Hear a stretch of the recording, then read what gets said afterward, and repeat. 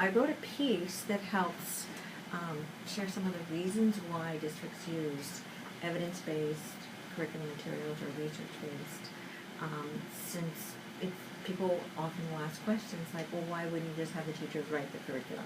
Ooh. So to me, it felt important to help share some of the things that aren't immediately obvious about curriculum materials that are now available for school districts to use. And in the article, I write about how in the last 10 to 15 years, given the standards-based reform movement, there's been a lot of collaboration between universities and colleges and school districts in terms of writing curriculum materials that teachers can use in classrooms. So the evidence piece of this is that you need to check to see how the curriculum works in different school districts depending on the size, demographics. So it moves beyond being creative and interesting to really showing to what extent does it really improve student learning. So curriculum materials are still just a tool that people use in teaching. Nice. So what actually happens in the classroom is what happens between the teacher, the students, and the resources that you're using to teach. Okay. So no one would ever say that because of X kind of curriculum materials students learn, it's the combination. Okay. So what you want to do is to make sure that teachers have access to high quality materials to support their work. But the other thing to keep in mind on how it can be helpful for classroom teaching is that people recognize that in a classroom of 25 individuals, that people are learning at different rates and with different interests. Okay. So really strong curriculum materials have materials for teachers to differentiate, to offer things that are more challenging, to offer ways in which you can reinforce the content. So that's one of the resources that it provides the teachers to make their job easier and just able to do more things. And that just depends on the quality of the curriculum. And I think one of the things that the country has been doing with this work that began over 20 years ago with standards-based was to have conversations, national conversations, on what would count as minimum competency that we want all children to have experience with. So I don't want to use the word norm. What I want to suggest is that how do we have similar standards?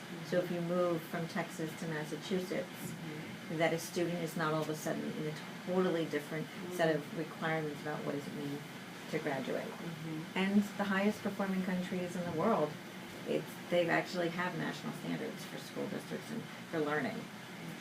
So it's really about ensuring there's some notion of equity in terms of quality. Our world is a dynamic place, so if we're reflecting the world, then we would expect to see within school districts things being dynamic and changing and growing. Like that, to me, feels like that's what we would expect. We wouldn't expect school districts to remain stagnant.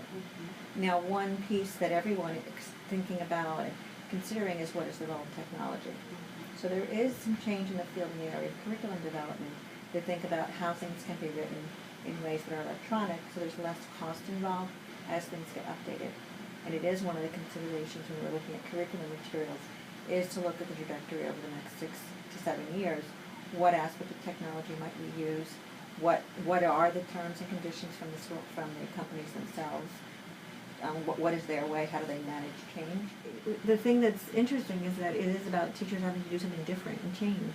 And so change in itself, even if it's good, you're going to get, your first instinct is, well, why do we have to change anything? Can't we just keep doing what we're doing? So it's not, so you engage people in. And what's really nice is that anytime I brought curriculum materials for people to take a look at, people have always gone and have figured out what are the best ones. So I've never ever had any kind of concerns about if I show people an array of materials. They'll go for what's great, like the best. So that's kind of neat.